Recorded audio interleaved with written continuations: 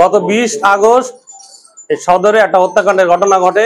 বন্ধুর হাতে বন্দুক খুনের যে ঘটনা, মোজাম্মেল নামে একজন ভিকটিম, তারই ঘনিষ্ঠ বন্ধু কাউসার, তার হাতে নির্মমভাবে খুন হয়। দা দিয়ে কুপিয়ে তাকে হত্যা করে। তাদের মধ্যে ছোট্টখাটো একটা বিষয় নিয়ে বন্ধুত্বের সূত্র ধরে তাদের মধ্যে পানি ছিটাছিটির একটা ঘটনা ঘটে। এর ভিতর দিয়ে কাউসারের মোবাইলে পানি পড়ে, মোবাইলটা সাময়িকভাবে নষ্ট হয়। কাউসার দাবি করে যে সে তার মোবাইলটা দিতে হবে। এই ঘটনাকে কেন্দ্র করে তাদের মধ্যে ছোটখাটো হাতাহাতির ঘটনা ঘটে এবং এর জের ধরে কাউসার পরিকল্পনা করে যে এই মোজাম্মেলকে সে কোনোভাবে সাহায্য করবে। তো পরবর্তীতে এই 20 তারিখ সকাল 10:30 থেকে 11টার মধ্যে তার মানে কর্মস্থলে যাওয়ার পথে তার গতিরোধ করে এবং তার শরীরে লুকিয়ে রাখাটা দা দিয়ে উপর্যুপরি তাকে কুপিয়ে তাকে হত্যা করে।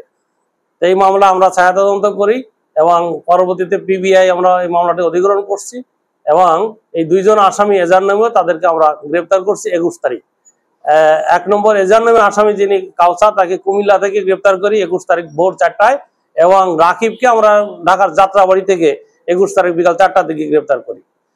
আমরা ইনশাল্লাহ এই মামলাটা খুব দ্রুত পুলিশ রিপোর্ট দিতে পারবো বলে, এবং আসামি যে কাউসার সে বিজ্ঞ আদালতে তার নিজেকে সম্পৃক্ত করে জবানবন্দি দিয়েছে। ইনশাল্লাহ আমরা এই মামলাটি দ্রুত পুলিশ রিপোর্ট দাখিল করতে পারবো। এখানে আমরা এখন পর্যন্ত এই দুইজনের বাইরে পাই নাই। এই দুইজনের ভিতরেও যে মূল ঘটনাটা হলো এই কাউসারের সাথে, কাউসার এবং মোজাম্মেল যিনি মারা গেছে, দুইজনের মধ্যে খুব ঘনিষ্ঠ বন্ধুত্ব ছিল। হ্যাঁ, তারা রুমমেট। মূলত এই যে আমরা বন্ধু একজন আর একজনকে হঠাৎ করে একটু মানে আঘাত করি, একটু কিল দিই, একটু ঘুষি দিই, এরকম একটা দুষ্টামি থেকে ওই মোজাম্মেল কাউসারকে একটু হালকা করে একটা থাপ্পড় দিলে কাউসার করছে কি ওর গায়ে একটু পানি ঢেলে দিচ্ছে।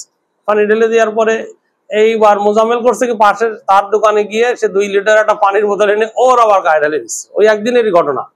তখন একটু বেশি করে পানি পড়ছে, 2 লিটার পানির বোতল একটু কাপড়ে ওসিটা লাগছে, মোবাইলে লেগে মোবাইলটা একটু নষ্ট হয়ে গেছে। এরপরে আসলো যে না তাই তো, তাহলে আমার মোবাইল দাও। এই মোবাইল দিয়া না দিয়া একটা মোবাইল কিনতে তো ওরা গরিব মানুষ, এটা ধরে পরবর্তীতে এই খুনের ঘটনাটা ঘটে। তো এই যে রাকিব কিন্তু কাউসারের বন্ধু, রাকিব আর কাউসার নিজেরা বন্ধু, নিজেদের সাথে সম্পৃক্ততা আছে, মানে একে অপরকে চেনে। বাট ওই যে যিনি ভিকটিম মোজাম্মেলকে রাকিব চেনে না, বা রাকিবকেও মোজাম্মেল চিনত না, এদের মধ্যে কোনো সম্পর্ক ছিল না।